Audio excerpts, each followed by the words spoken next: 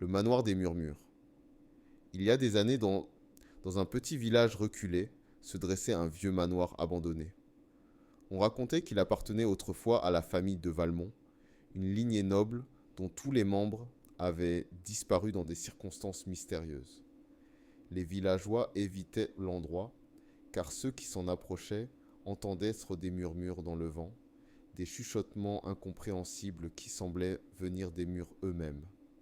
Un jour, Héloïse, une jeune journaliste passionnée de paranormal, décida d'explorer le manoir pour écrire un article.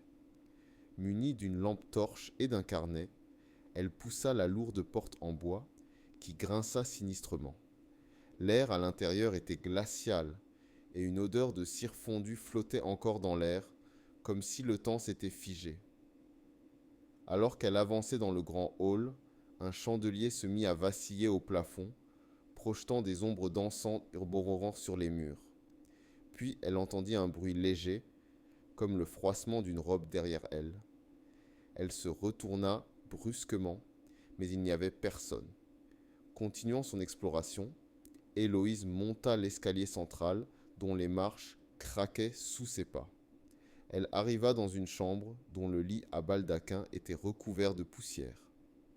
Sur une table, un vieux journal était ouvert à une date précise, le 31 octobre 1887.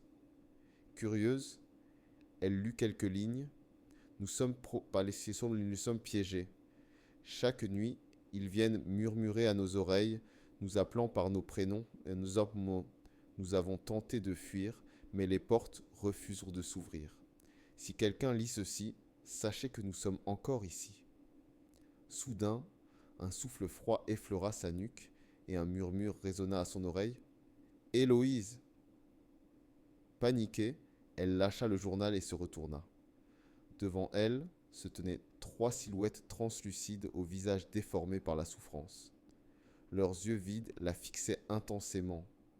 La jeune femme recula précipitamment, son cœur battant à tout rompre. L'une des silhouettes tendit la main et, dans un gémissement, souffla. « Aide-nous! Libère-nous !» Terrorisée mais déterminée, Héloïse comprit que ces âmes étaient parentes et prisonnières du manoir depuis des siècles. Elle se souvint alors d'une vieille légende qui parlait d'un rituel pour apaiser les esprits. Sans perdre une seconde, elle chercha dans son sac une bougie blanche et alluma une allumette.